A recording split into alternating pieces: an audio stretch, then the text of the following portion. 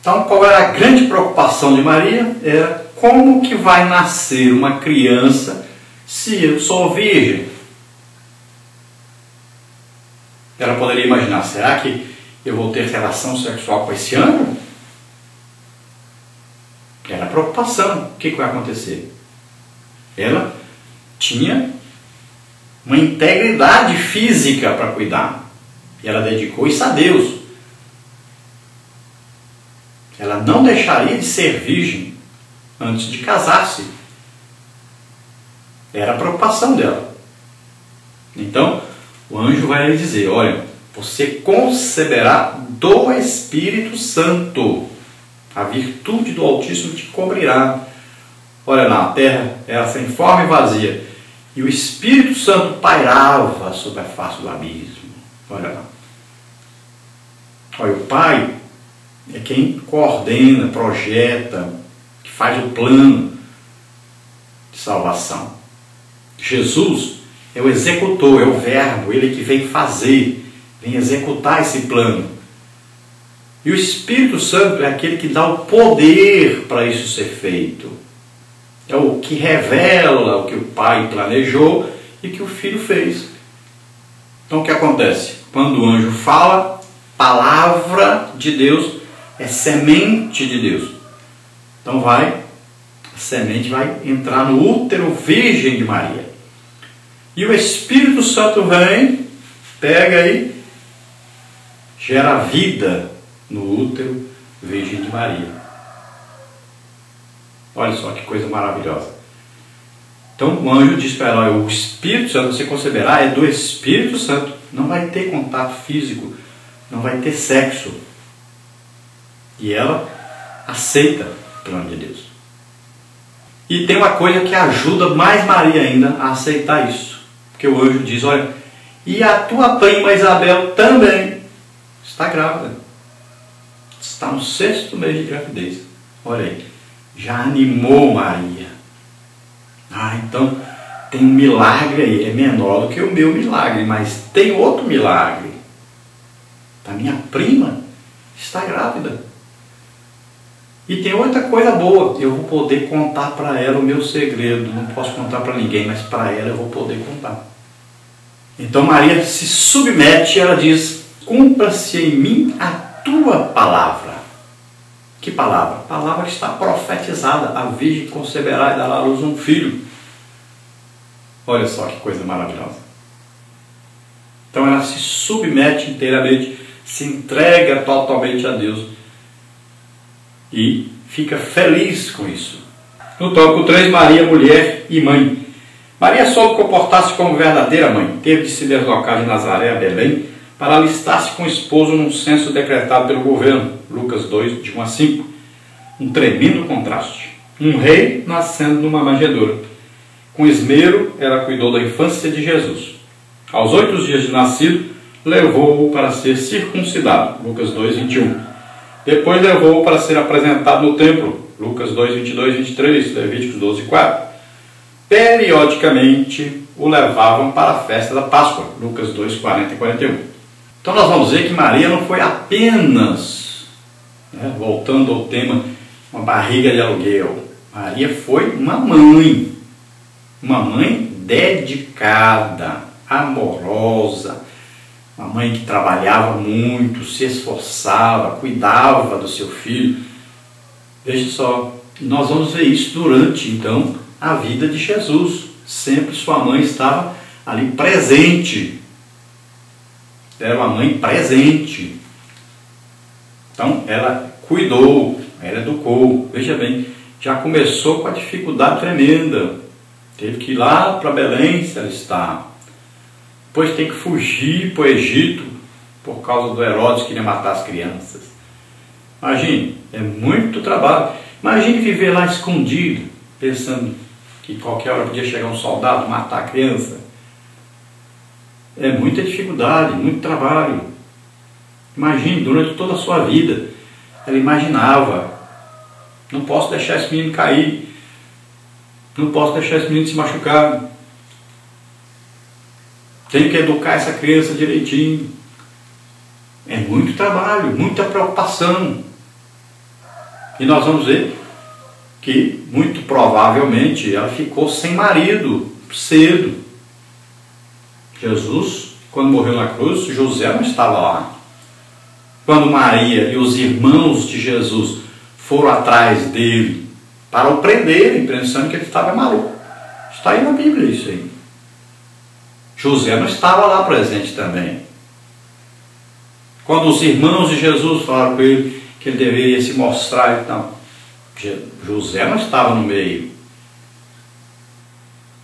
Então, se você quiser saber sobre os irmãos de Jesus, né, a família de Jesus, olhe na Bíblia, Mateus 13:55, por exemplo. Aí a palavra irmão é irmão mesmo, no original. Irmão de sangue mesmo, filhos de Maria.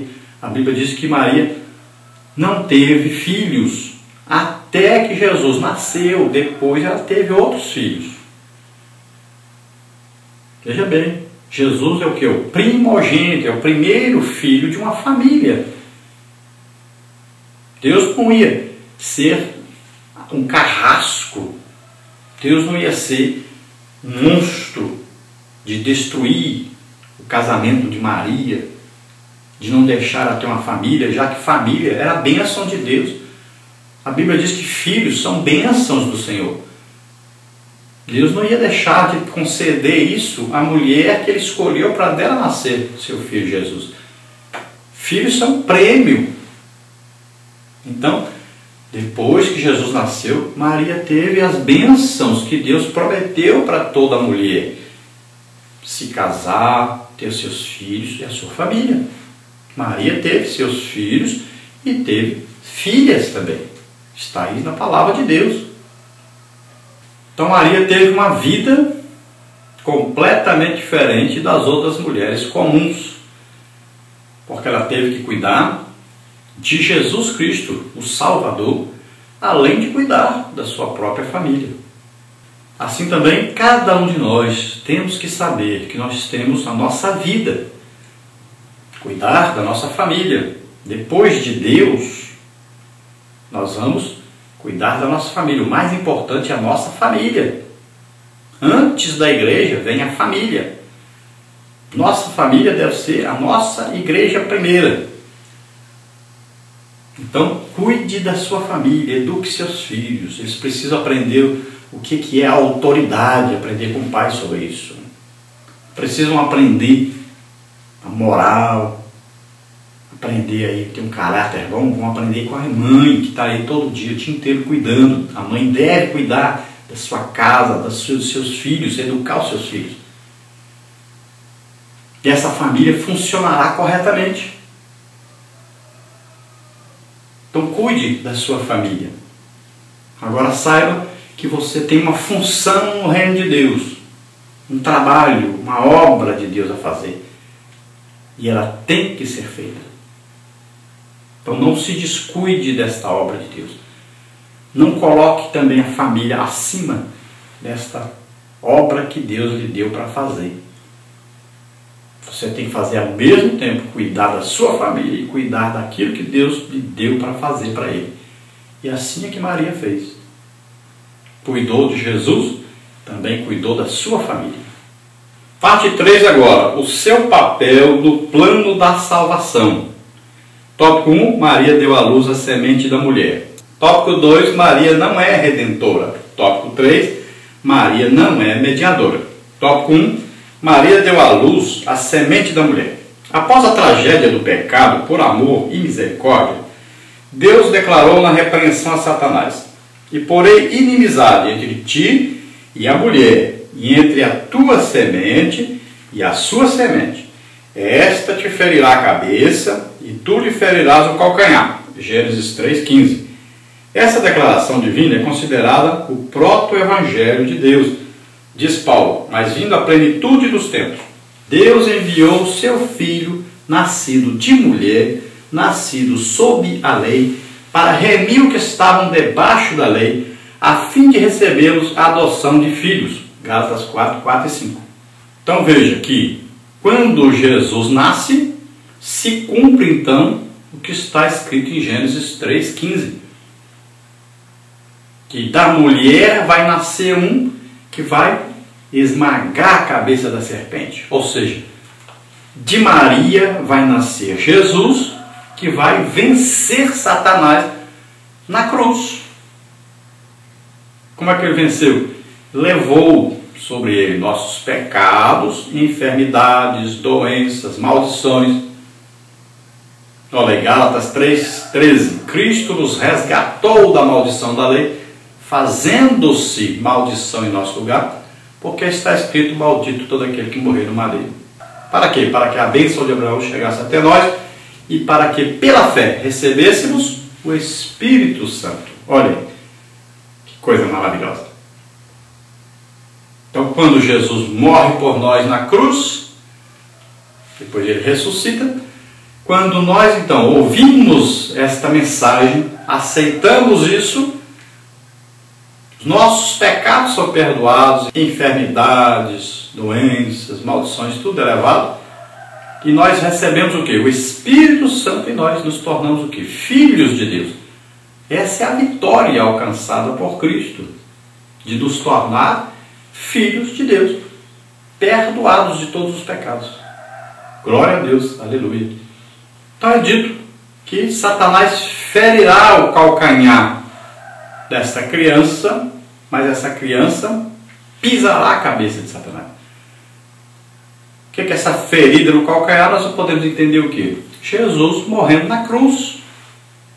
Parece que era o diabo que ia vencer. Jesus não morreu? Não foi na cruz? Parecia que a vitória era de Satanás. É a ferida no calcanhar. Jesus vai para onde? Jesus vai para o inferno, onde nós tínhamos que ir. Ele leva os nossos pecados, enfermidade, maldição. E ele vai para o inferno no nosso lugar. Mas lá, ele é declarado justo. Foi justificado em espírito. Ele não pecou para estar lá. Ele levou o nosso pecado. Ele não adoeceu. Ele levou a nossa doença. Ele não era maldito. Ele levou a nossa maldição. Ele não tinha enfermidade. Ele levou a nossa enfermidade. Então ele estava ali nos substituindo a cada um de nós. Nós é que tínhamos que estar ali no inferno. Mas ele foi em nosso lugar. Por que ele fez isso? Para que nós não tivéssemos que ir para lá. Nós vamos para a Nova Jerusalém, para viver eternamente com Deus. Então ele nos substituiu ali. Então ele é justificado, ele ressuscita, venceu a morte, venceu o inferno, venceu Satanás. Toma de Satanás a autoridade do inferno e da morte. Veja bem, isso é vencer. Na verdade, nós chamamos de sataneira, né? Deus armou uma sataneira para Satanás. Para pegar rato, a gente arma uma ratoeira. Para pegar Satanás, a gente arma uma sataneira.